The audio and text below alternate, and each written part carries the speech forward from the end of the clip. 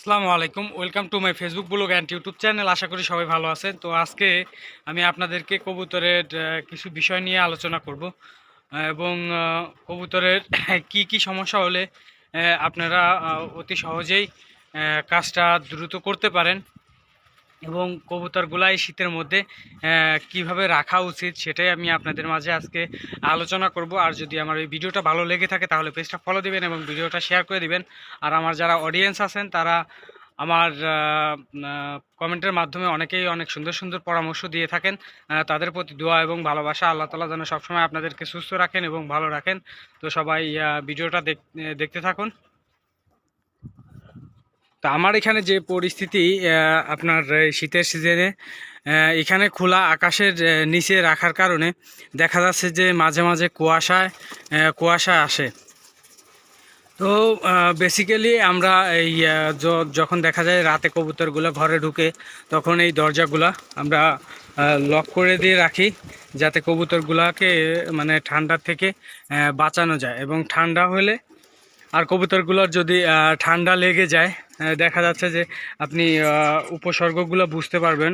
কবুতরকে যখন খাবার দিতে আসবেন দেখা যাবে কবুতরগুলা ঘ্যার ঘ্যার শব্দ করতেছে, জীবন্ত জীবন্ত অবস্থা লাগতেছে, তাহলে বুঝবেন।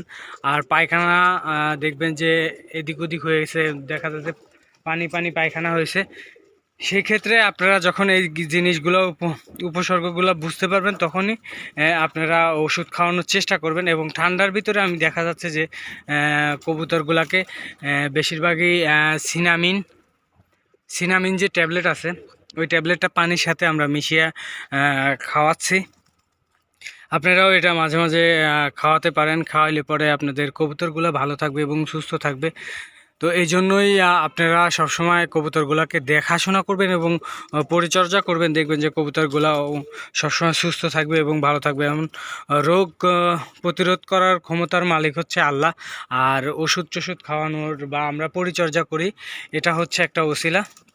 তারপরে আল্লাহ পাকের সাথে আল্লাহ পাক যদি আমাদেরকে দয়া করে প্রার্থনা করে যে যে রোগ জীবাণু হবে না, সেটা শুধু পশু প্রাণীর মধ্যেই না, মানুষের মধ্যেও অনেক সমস্যা হতে পারে। সবই আল্লাহ তাআলার ইচ্ছা। তো যাই হোক, আমরা আল্লাহর কাছে বেশি বেশি দোয়া করব এবং সব কিছুর জন্য আমরা আল্লাহর কাছে চাইব যাতে সব কিছু সুন্দরভাবে চলে এবং ভালোভাবে চলে। তো সবাই ভালো থাকবেন, সুস্থ থাকবেন। দেখা হবে নেক্সট ভিডিওতে।